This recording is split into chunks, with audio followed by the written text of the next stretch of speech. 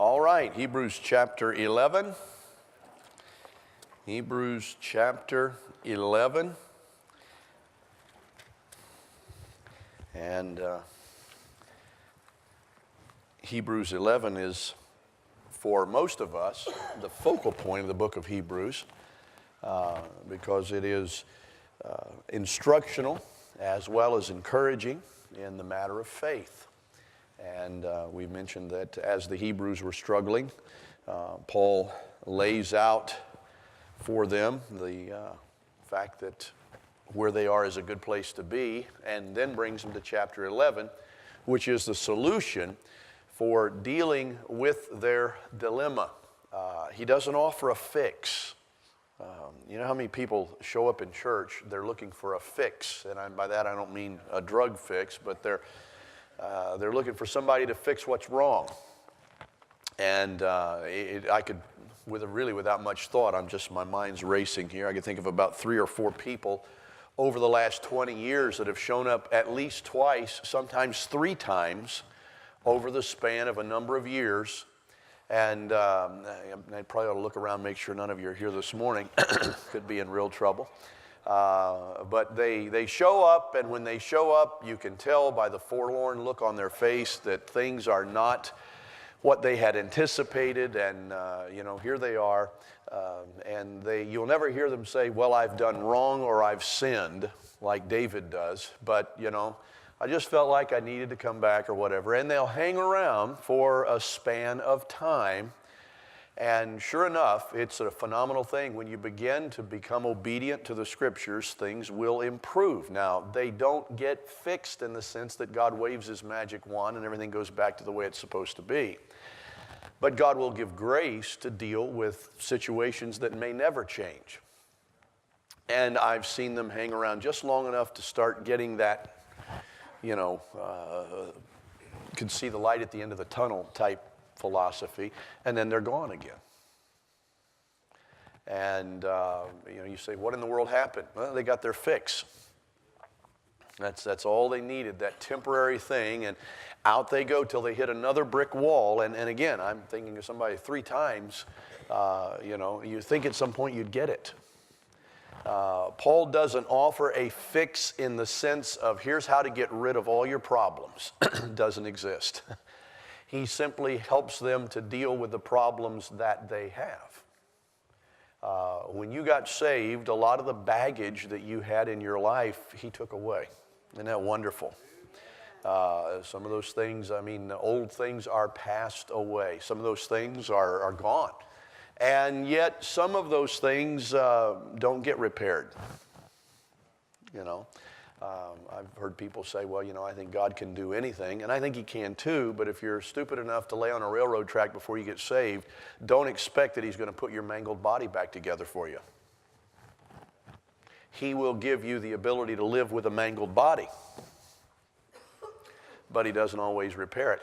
And so Paul lays out for these people the fact that, you're in a good place, you've had a hard time, there have been some difficult challenges, and it's not exactly what you expected it to be, and right down the line. And then he comes to Hebrews chapter 11, which ultimately is the way you get through this. And that is you trust the Lord. And we began to look at these examples of faith in the last couple of sessions here. We looked at the faith of Abel that gave him the ability to worship correctly. That his worship was not something that he defined, but something that he believed God. And we mentioned the fact that how do you know what to worship God with? How do you know what a proper sacrifice is unless you approach God? And so at some point, I believe both Cain and Abel sought the Lord. And I think they both were from the same home, obviously. I think they had a desire to please the God that had given them their existence. And at one point, one of the fellows, Abel, said, I'll do what God wants.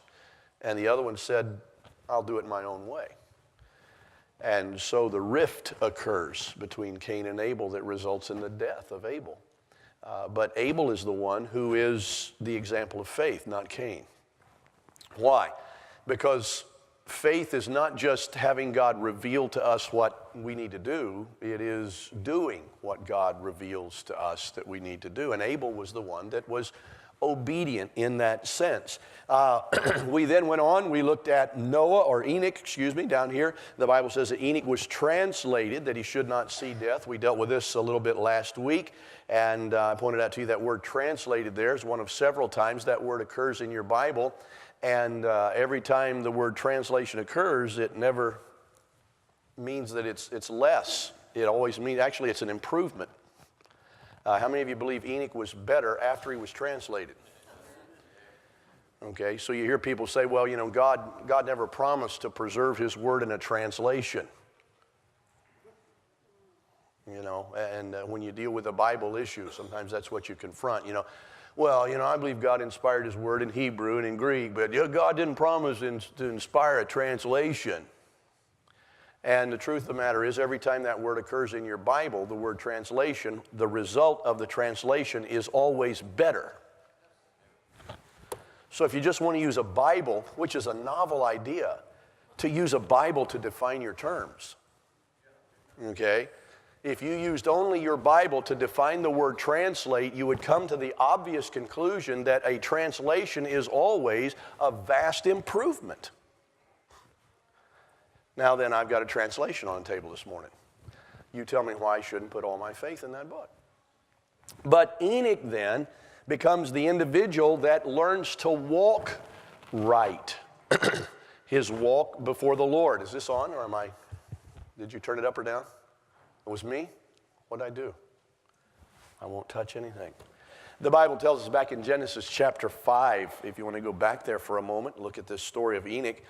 His story is not lengthy, but it has a tremendous application. The Bible says in Genesis chapter 5, verse 21, and Enoch lived 65 years. It's amazing that in our culture, 65 marks the end. And for Enoch, it marks the beginning. Now, the Bible said he lived 65 years and begat Methuselah. He has a child at age 65. But notice what happens as a result, I think, of that, as well as other things the Lord obviously was doing in his life. And Enoch walked with God after he begat Methuselah 300 years. It always gives you a longer life when you serve the Lord and walk with him. Some of us here this morning would have been dead a long time ago had it not been for the fact that we walked with the Lord and he spared us some of those things that would have inevitably come to bear in our life. So Enoch walks with God. Notice, underline in your Bible, after he begat Methuselah, something about having a child. It's one of those key points. Several years ago, it's actually probably been 10 or 15 now, that we sat down and we tried to, from the best of our ability, analyze when people who are unsaved in the world are the most open to the gospel. Okay? I'll be honest with you, a high school senior 3 weeks before graduation is not really open to anything. You follow what I'm saying? It's all about self. You know, I'm about to make this great thing happen in my life. But to be honest with you, a first-year college student, after about 5 or 6 weeks in college, is very open. Can I tell you why? Because reality has come crashing down upon them. And so we began as preachers to try and determine at what points here would be a good time to target an individual who was unsaved. And one of the things we came up with is at the birth of a first child. How many of you remember when your first child was born, how your life changed? You know, it doesn't change so much when you have, baby number 2, because you've gotten into the groove, so to speak. You know, when they cry, you feed them and pat them on the back, burp them and change them, and that you kind of get that down. But that first child is a tremendous transition here. And so when we talk about that thing, a great opportunity for the Lord to work in your life. Now, sometimes we hear of someone who has a child that struggles in its infancy. That's not an unusual thing. infant mortality is, I think it's edged up a little bit, although it's down tremendously over a decade or so ago. And with the life-saving techniques and expertise in medicine, we've seen a greater number of infants survive. But infant mortality is a statistic that goes on around the world because so many infants don't survive. And that tells me that sickness or illness in a child is, although to you and I it might not be a very common thing, in the ages of our earth it has been a very common thing. Now, I'm not telling you that Methuselah was sick. I'm just saying that that's a key point when a child is born. If you have unsaved friends and you say, boy, I'd like to get the gospel to them, let me make a suggestion. The birth of a first child is a tremendous time span. There's about a 4 or 5 week period of time of adjustment in there that it's very beneficial. You say, well, how would I reach them? I'll tell you a good suggestion. You can, for probably less than $1 or $2, I don't even know what they cost anymore, you can go buy those little New Testaments, and you can get a pink one and you can get a blue one. Okay? How many people do you know would turn down a first Bible for their child? I mean, even a heathen appreciates that gesture. And so what an opportunity, you know. Now, I said all that to bring us back to this place. Something happens in the life of Enoch when Methuselah is born, and it changes his life for the next 300 years. And all the information that we're given is that Methuselah was born. So we have to believe that that is the connection. And whatever it is brings to bear in his life this idea of faith. What do you mean? It changed his walk. There's no indication that he walked with God that first 65 years. Because the Bible tells us that he walked with God after the birth of Methuselah, which poses the reality that before the birth of Methuselah, you wouldn't have used that terminology to describe the life that he lived. So something changes radically, not just in his belief structure, but in his day-to-day operation. And this is something that really is longing in the generation in which you and I live. We don't allow our faith, our salvation, our Bible to affect the way we live. We keep our belief in the Scripture and what got over here at arm's length, and we believe it, but, you know, I'm not going to be an idiot or a weirdo or a wacko. Well, Enoch was a wacko, a weirdo, because what happened to him in the matter of faith changed his day-by-day existence for 300 years. So much so that it was well known. As a matter of fact, it's one of the maybe 4 or 5 facts we know about an individual who lived 365 years. You know, if you only know 3 or 4 things about a guy that lives only that length of time, they must be pretty important.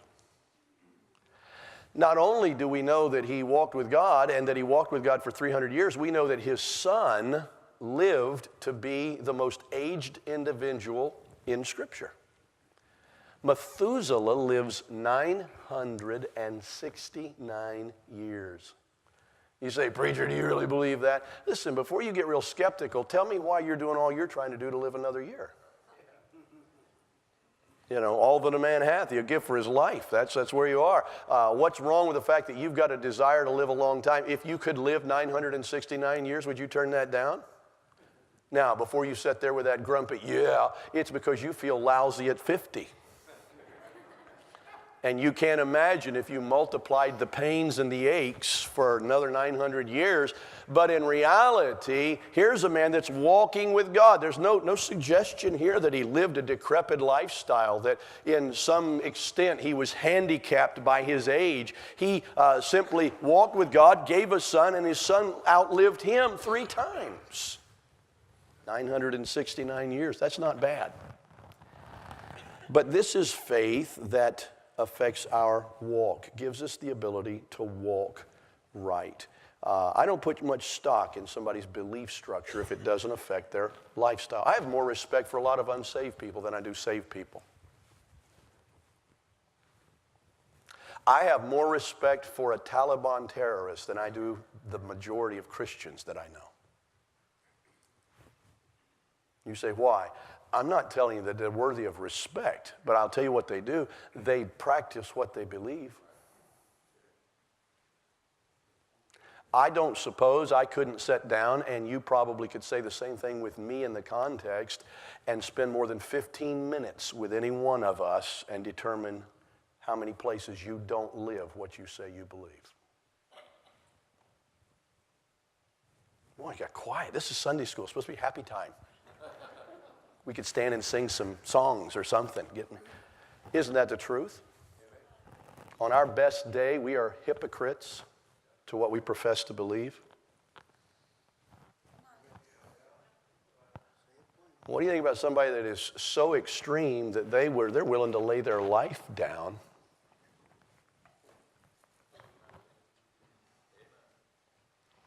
You know, we've become the generation of hypocrites. I think I asked the other night, and I said, how many of you would go to Korea if God called you to go? I got maybe 4 hands out of a congregation. Well, I appreciate your honesty, but you're a hypocrite because you believe somebody else should go if God calls them. Hello? We've prided ourselves for a long time. And I'll be honest with you, I think our young people are a little more honest. They're tired of our hypocrisy. And for years we talked about, willing to die for our country. We're not willing to die for our country. There's no way we're willing to die for our country. What we're saying is if somebody shoots me in the back of the head at midnight when I don't see it coming, I'm willing to be a hero. But that laying down your life is the tough thing that the Lord talked about. And so Enoch's walk changes. I think that parental reality wakes us up. It's a sobering thing. When you hold that child in your hands for the first time, you realize this is my only means of touching the future. It's all I have. And if I don't do this right, I'm going to be a detriment to the future rather than an asset. So it's a sobering thing. And whatever comes to bear, whatever the facts are, I can't articulate them because they're not here before us, but I do know that whatever that reality was that came to the life of Enoch said, you know what, I'm going to change my ways. I admire an individual who says, I'm going to change my ways, and then does so. Because that's what happens here. Something in his life with the birth of his son causes him to look back at the life he was living and say, you know what, this is not the right direction. And he changed directions. All the days of Enoch were 365 years, and Enoch walked with God twice in a matter of about 6 verses of information. We're told 2 times that he walked with God by no less than God. You know, when somebody else says they walk with God, that's pretty subjective. How do you know? We can make the appearance that we're walking with God. We all have that pious appearance we can put on when we want to. But this is God. And you know what God did? Twice in 6 verses, God said, this guy walked with me. You look at how many times God calls somebody his friend in the Scripture, not very often. God's not big at throwing out compliments. He's real big at throwing out reality. He's the one that identifies David's sin of adultery. He's the one that says, thou art weighed in the balances and found wanting to a king. He's the one that identifies the hypocrisy and the sinfulness. That same God talks about this man Enoch and says, you know what, he walked with me. We had fellowship for 365 years. And Methuselah lived 807 years and begat Lamech, and Methuselah lived after he begat Lamech 782 years and begat sons and daughters, and all the days of Methuselah were 969 years, and he died. Now let me tell you something that happens to the individual that allows their faith to affect their walk. Their lifetime spans more and has more value than the life that is not lived by faith. Do you realize that when Enoch is born, Adam is still living? Adam is still alive. And so he has access all the way to the beginning. Do you suppose he might have heard Adam at some point? By the way, he's kin to Adam. You suppose at some point he might have heard Adam talk about what it was like to walk with God? Do you understand, older folks this morning, how important it is that we display the joy of serving the Lord to our young people? We have become a lousy example. Lousy. I've prayed in the last week and thank God that I grew up when I grew up, and I grew up in the home that I grew up in, because I don't see that anywhere anymore. And I'm honest with you, if I had not had the influence in my life that I had, or if I had grown up in this day and time when I don't see that influence, I wouldn't be anywhere within 20 miles of this place. I have a wild spirit, I know that. And one of the factors that kept me where I needed to be was consistency in the lives of those people that I had around me as examples. And I'm not just talking about my own parents, I'm talking about people in the church.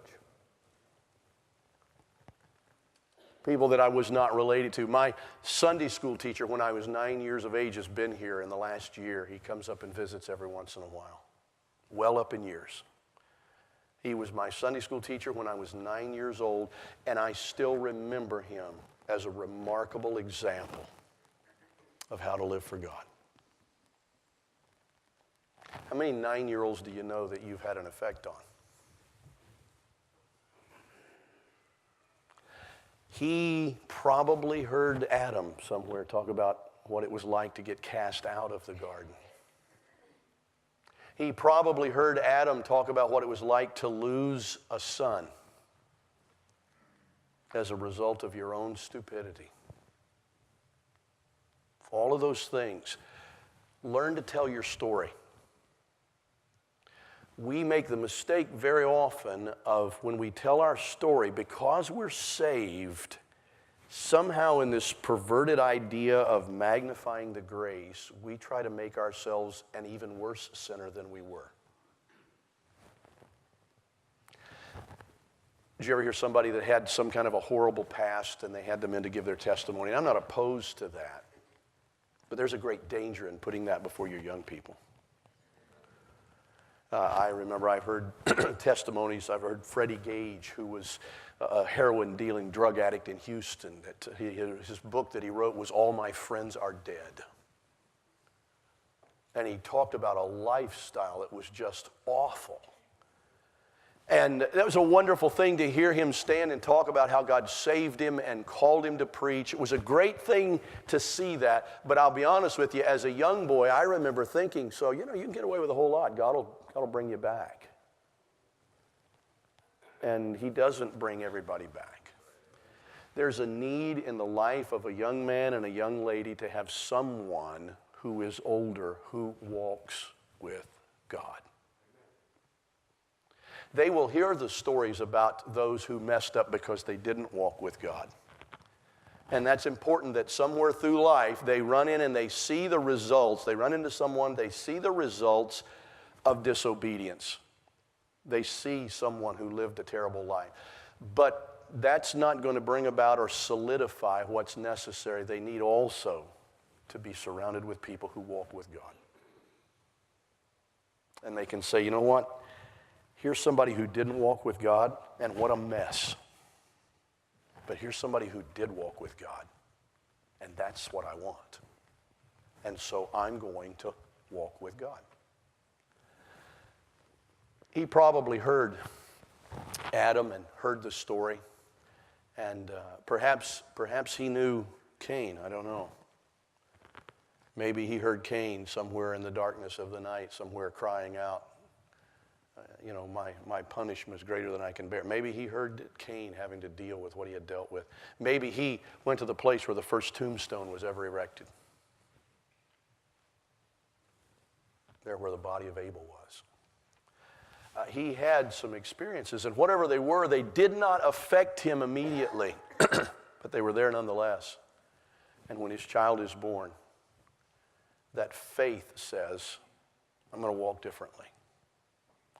So faith gives us the ability to walk right. Not only does Enoch live a contemporary life with Adam, but through his son, Methuselah lives 969 years. The word Methuselah means, in general terms, when he is gone, it will come.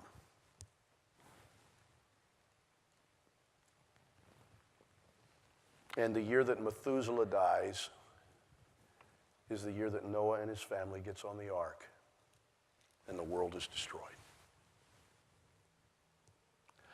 So by walking with faith, we have the ability to touch a much broader spectrum than we can imagine. Because his longevity reached all the way back from the beginning and went all the way to judgment.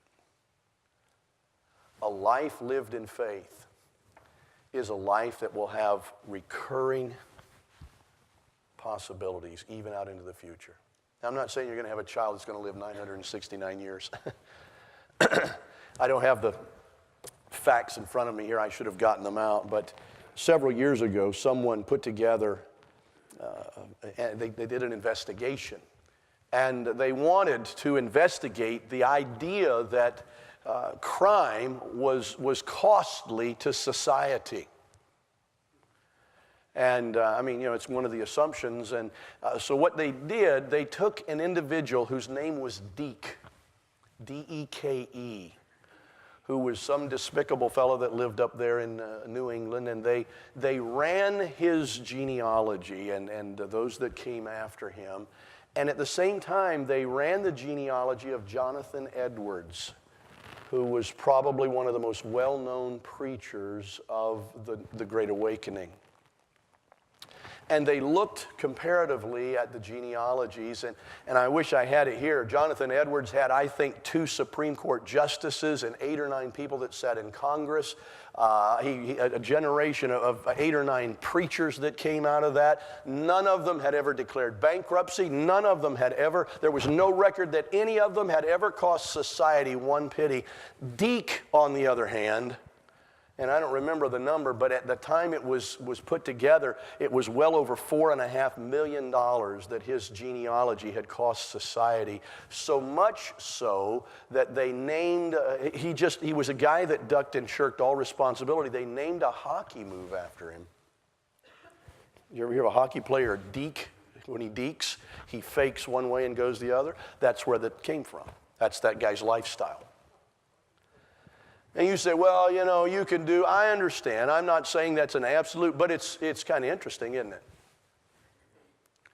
That if you live a life of faith and walk with God, your life will be enriched by what came before you, and your life will be enriching to those that come after you.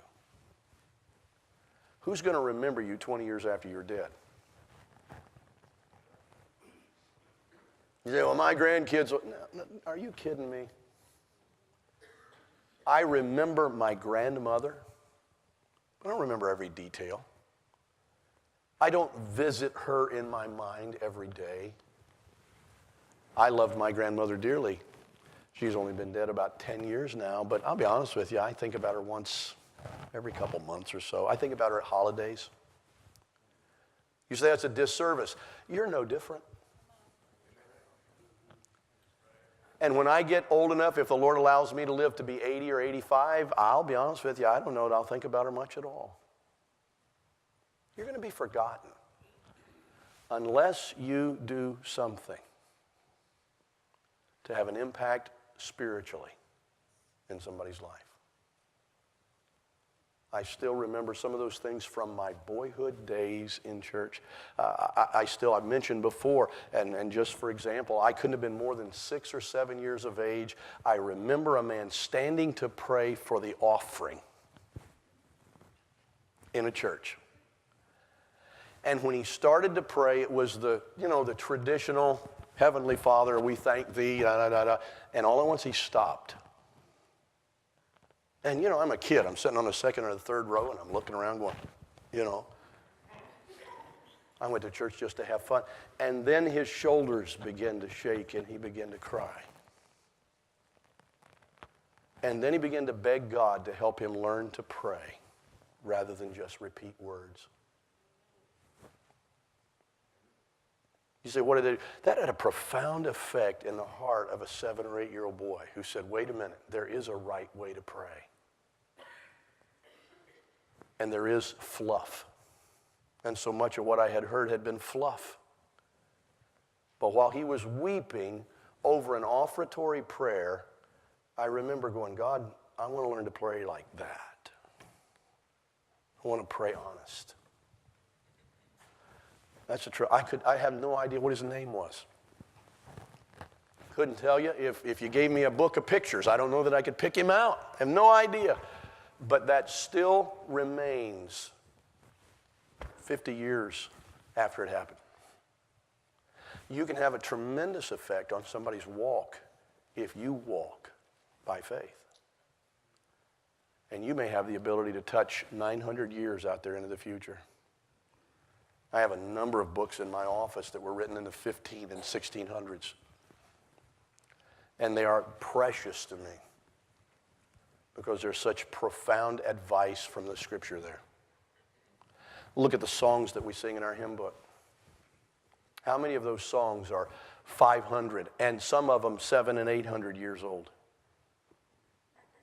We sing "A Mighty Fortress is Our God," and all at once we're touching the Reformation because Martin Luther wrote that song.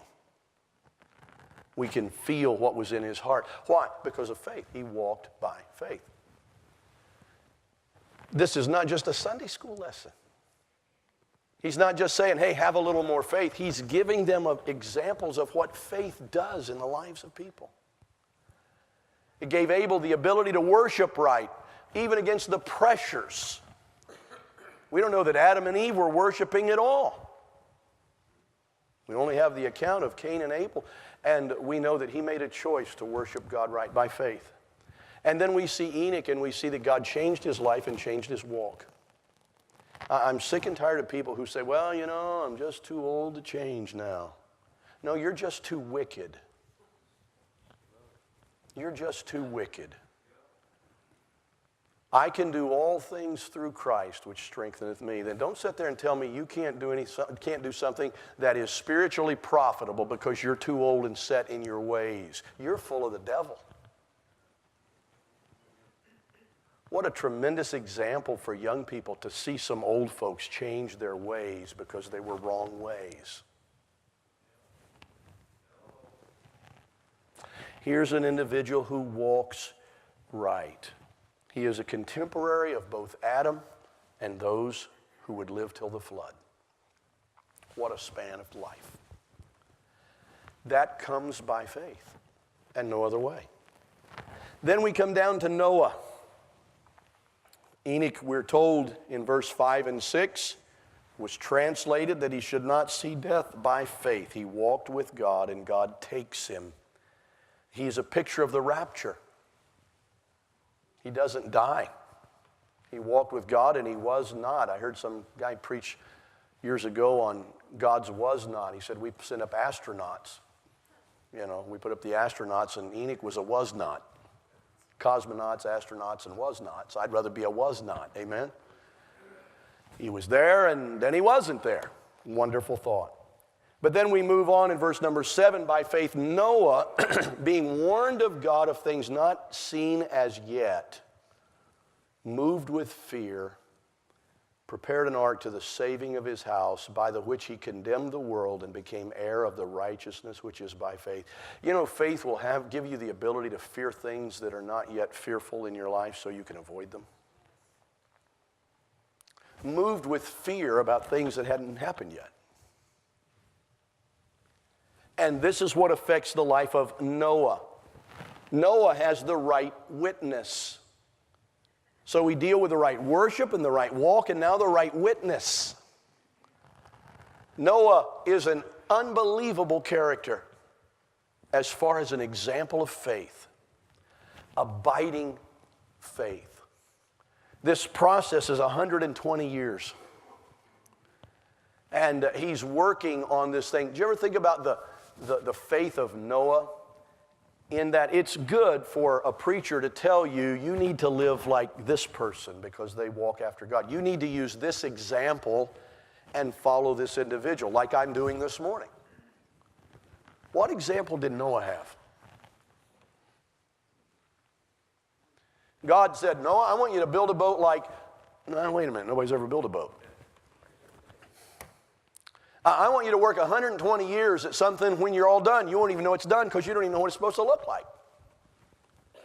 I want you to devote your life to faith. The substance of things hoped for, the evidence of things not seen out in the future. And so for all these years, Noah goes to work. I don't know there's anything extraordinary about his life of work. I mean, he built a big boat, but it doesn't look like the Queen Mary. It's a box. It's called an ark. And later on, it's made into a smaller version. It's called the Ark of the Covenant, and it's just a box. It's a box that's probably the size of this auditorium and twice or three times as long. It's a big box. And maybe a little higher, maybe another floor higher. So it's a tremendously big box, but it's made out of wood. And I got to think, you just fit the corners together and you put it. I don't think it had ornate carvings on it. I don't think he had the big, the dragon out front, and all that kind of stuff. It was not built for show. It was built for salvation. But he builds this boat by faith. Now, God gave him the dimensions. So every once in a while, he went back over to his blueprints, and he got his cubit measure out, and he's measuring, and he spends his entire lifetime. The only achievement of his life is to build a big wooden box. You say, wow, that sounds kind of sad. That's what you're working for. You understand all you get at the end is a box, don't you?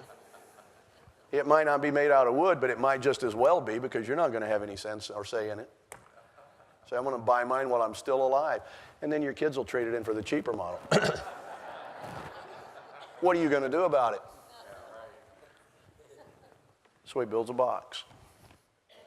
I like what the Bible said here. I have a sermon I love to preach out of this passage. Because it says, by faith, Noah being warned of God of things not seen as yet. No previous example, no pattern to follow. If you study faith in your Bible, you'll find very few people that were called on to live that magnitude of faith, but you'll find several of them. Do you ever think about what Mary, the Virgin Mary, thought when the Lord said, you're going to have a child? Without any previous example or any previous pattern. She said, I'll do what you want, Lord. And not only that, but knowing the consequences of obeying the Lord would be detrimental. What a great example of faith Mary is. Sometimes we Baptists, I think sometimes when we get to heaven, the Lord may send Mary to meet us. Because we've really slammed her a lot. And I'm not a Catholic. I don't worship Mary. Mary was a lost sinner on her way to a lake of fire forever. That's why she called the Lord Jesus Christ my Savior. She needed a Savior, and her Son became her Savior. So we magnify her. I don't believe in the assumption of Mary. I don't believe she was caught up to heaven. That's a bunch of junk. Okay? But you'd be hard-pressed to find a greater example of a Christian or a person of faith than Mary, who as a teenager said, okay, God, whatever you want. Noah was that kind of an individual. Very few in the Scripture No previous pattern. Noah couldn't stand up and look at his detractors and say, well, I'm not doing anything different than, well, I guess I am doing everything different. There is no other example for what I'm doing. But I'm serving God, not like the wacko over there. Sure, no, we all know about the wackos. So he spends 120 years. Here's what I like. The Bible said that he, being warned of God of things not seen as yet, moved with fear, prepared an ark.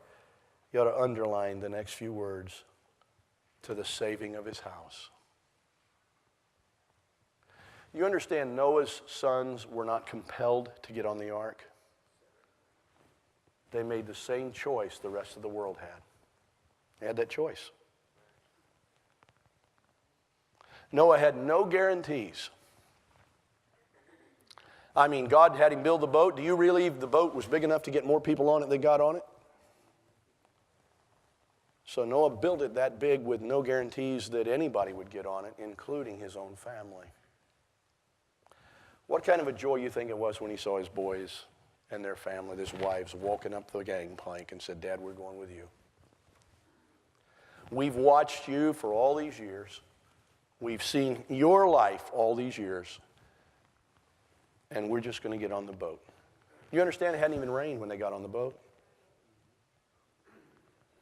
And they said, we'll go with you. It wasn't somehow trying to be amicable to a deranged old man. They didn't meet one afternoon and say, well, you know, the old guy's lost it. We might as well get on the boat and humor him, you know. Nope. He said while he was preaching, those boys were over there listening, probably this high, listening to their dad preach. And they heard his preaching. And for all those years, they helped labor on something they didn't know any more than Noah did what was going to be used for. And then came the day when Noah said, God told me time to get on the boat. I think I'll go out and preach one more time to the community. And he went out and he raised his voice again and he said, you need to get on the boat. It's the only chance you got. It's the only hope you've got. And they, like so many times before, you know how it went. Number one, didn't pay any attention to him at all because they'd heard it over and over again, or stopped one last time to laugh him to scorn and call him names. And so he went back. You know what he had to be thinking on his way back to the ark? What good is this? I haven't reached anybody. My life hasn't counted for anything. Okay, so maybe the rains come and maybe I get through the flood. What good does that do me? I die on the other side.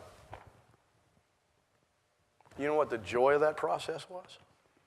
His sons and their wives. He prepared an ark to the saving of his house. Faith will enable you. And it is faith in the life of a parent that brings a child. I've said all my life that children will respond to the way they were brought up in one of only two ways. They will either rebel and turn from it and deride it, or they'll hang on to it for dear life. Because you say, well, that's the only two choices there are. I understand that, but I have seen far more throw it out the window than I have seen get on the boat. You say, well, what was it about Noah? Well, he had this big stick, and he told the guys, you don't get on the boat, I'm going to beat you within an inch. No. They watched his consistency in faith. They watched him as he witnessed to others. And as they heard others and saw their response,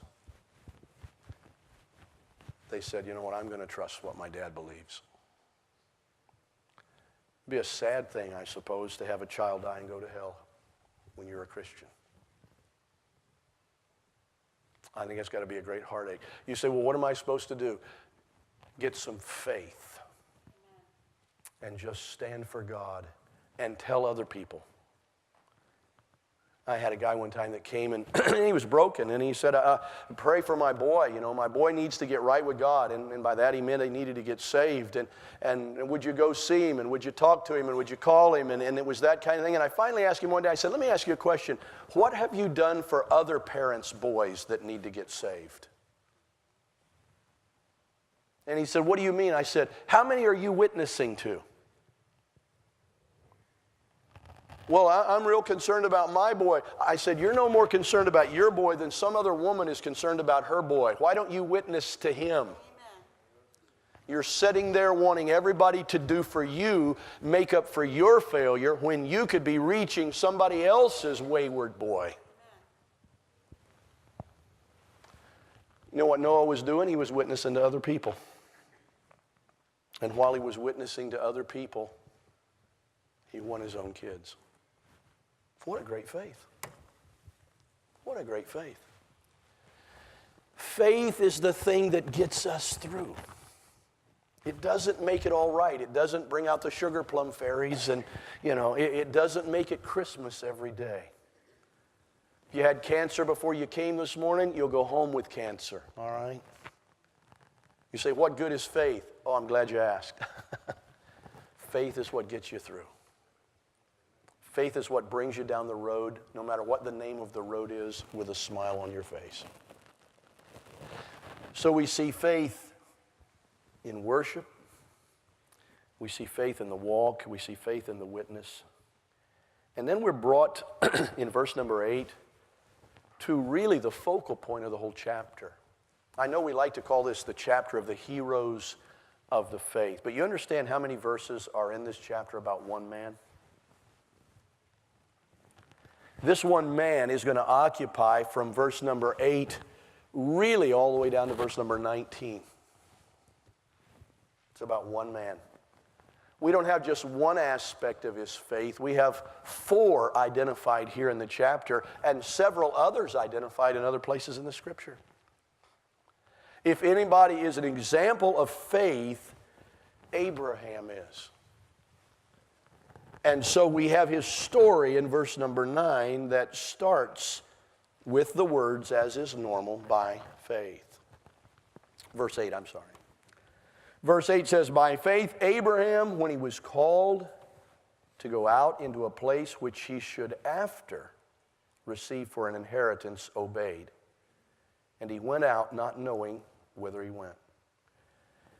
Sometimes we look at that and we're on the other side of Paul Harvey. We know the rest of the story.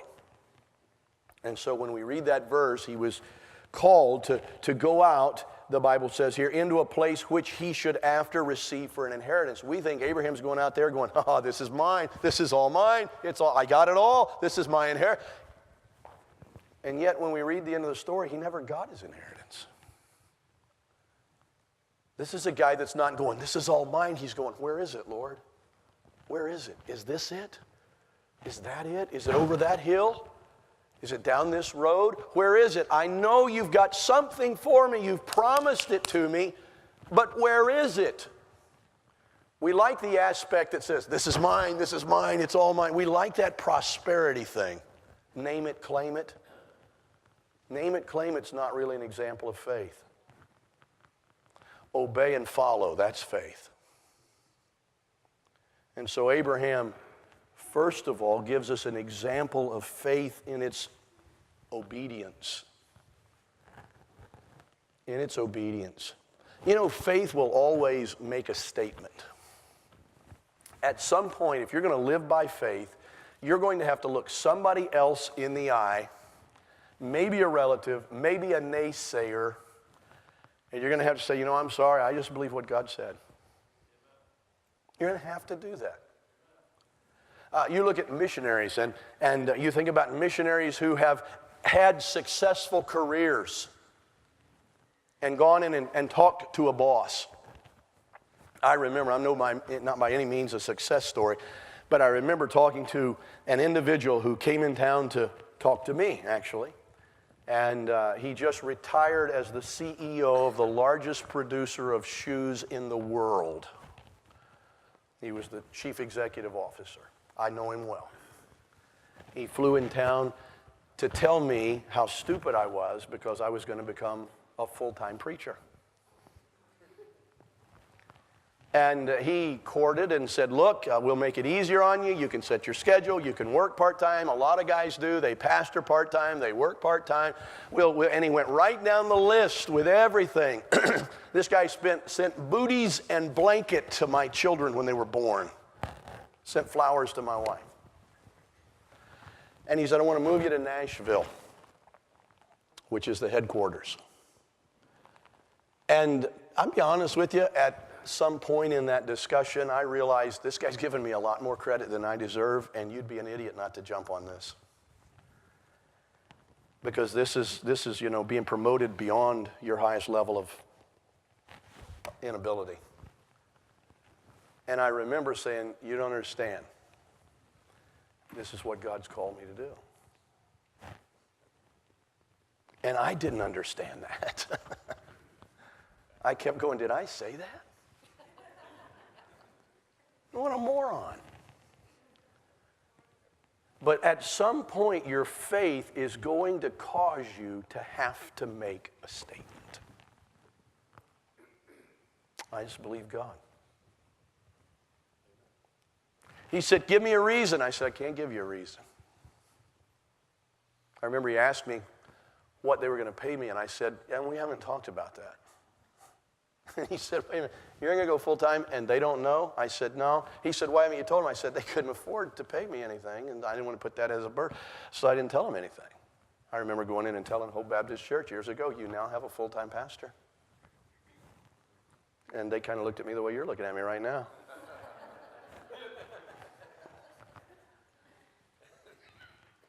You say, well, what do you, I'm saying at some point, if you live by faith, listen to me, you are going to have to make a statement somewhere to someone along the way. Some fellas they quit their jobs and moved off to Bible college. And they had to go in and tell somebody that had given them a promising job, I'm sorry, God's called me to preach. And they just made a statement. But you know, when you make a statement, you're going to have to take a stand too.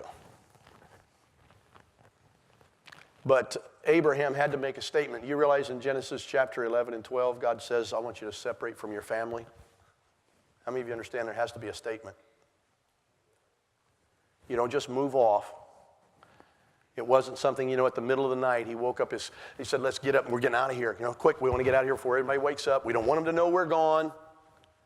You understand at some point he had to gather together the people that had given him life and a job and an existence and a future. And he had to say to them, I just believe God. Where are you going? I haven't got any idea. That's what it says. I haven't got any idea. Why are you going? I have no idea. But does it make sense? I do know that. Give me one reason. I just believe what God said. That's faith. And faith causes an individual to take a stand and to make a statement. When's the last time you've said to your kids, listen, no, we're not going to do that, or we are going to do this, or we have to do this, or we can't do. Why? Because that's what God said. I remember my dad on a couple of occasions, he didn't say it quite that way, but when confronted with the why can't we, made a statement that because your father is a Christian and loves the Lord, and I've decided to raise a Christian family.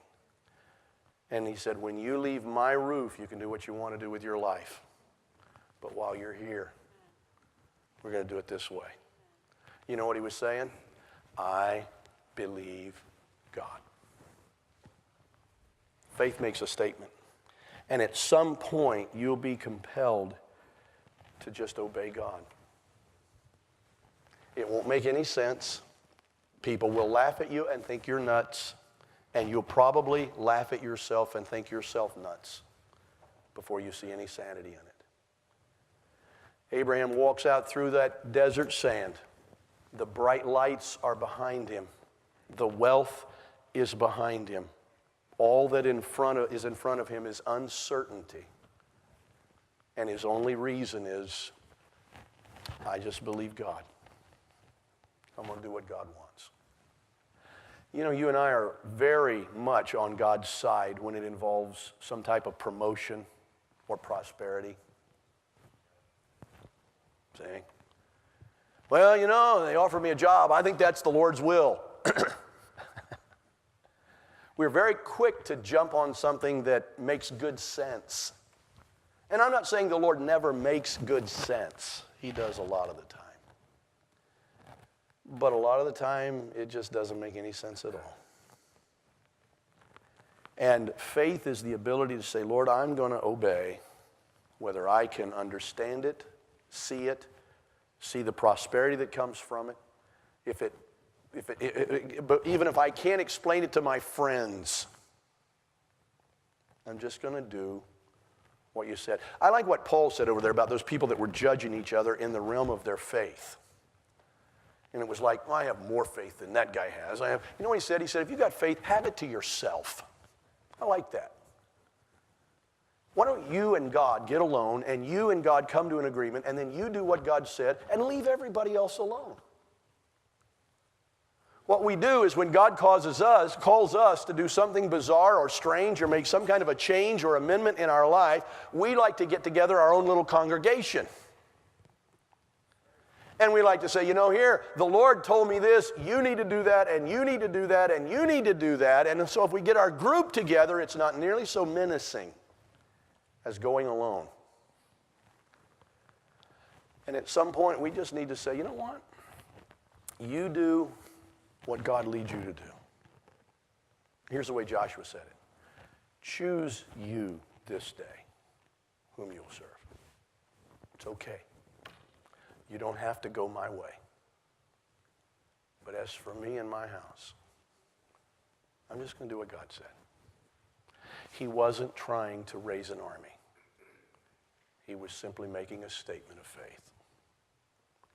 So Abraham becomes, first of all, here in verse number 8, an example of obedience by faith. By faith, Abraham, when he was called to go out into a place, by the way, you never get to go in till you go out first. Faith is always a calling out of the comfort zone. It is always, hey, you want a promised land? You want to have children and descendants as numerous as the stars of the heaven? Yeah, okay. Leave everything behind. Oh, I liked everything up to that moment. There's never an entering in without leaving, letting go, taking that stand. He was called to go out into a place which he should after receive for an inheritance, underline it, circle it, draw a box around it, obey. By faith, Abraham obeyed. Sometimes that's the only way you can do it is by faith. Because sometimes it doesn't make sense and sometimes there's not enough clarity. So you just do what you're told. You know what saves the vast majority of soldiers in combat situations? Body armor. No. The ability to take orders. When they take them into training from day one with putting your toes on the white line or the yellow line and calling them every name in the book and yelling and screaming, you know what they're doing? They're teaching those individuals to learn to respond without thinking. That's called taking orders. If you take half a second, you're going to get chewed out by a drill instructor. If he sees you blink, if he sees you flinch, he is going to eat your lunch. Because you don't have that luxury as a soldier. You don't think, do I like this order or not? You do what you were told. You don't decide which would be better for me. You do what you were told. And it is drummed in again and again and again and again and again so that when you graduate, you're just as humiliated as you can be. If you've ever been to a graduation from boot camp, you stand there and look at 80 or 100 or 200 individuals and they all look the same because they got no hair. And they all look like they've just been beat to death. But I'll guarantee you, while you stand there and look at them and they don't look like much, if somebody were to bark an order, you'd have 8 or 9 or 900 or ever how many there are that would obey in an instant. They've been trained. They don't need an explanation. They just obey. And because they can obey when they get in combat, they will do sometimes what their body and their mind tells them not to do. because an officer barks an order and says, do that, go here, go there, do this. And they'll walk right into the midst of gunfire. You say, that's stupid. That's why more of them survive. Because the only way we survive is if the bad guy goes. And so in order to do that, you do this, you do this, you do this, you do this. And one or all of us may get killed, but we've got to get the bad guy. And as a result of that, they survive. May I make application? Sometimes the only way you and I are going to learn to survive is if we learn to obey what the Lord says, by faith. By faith. All right, we're going to take a break. We'll come back next week and look at this great example, Abraham, in the avenue of faith.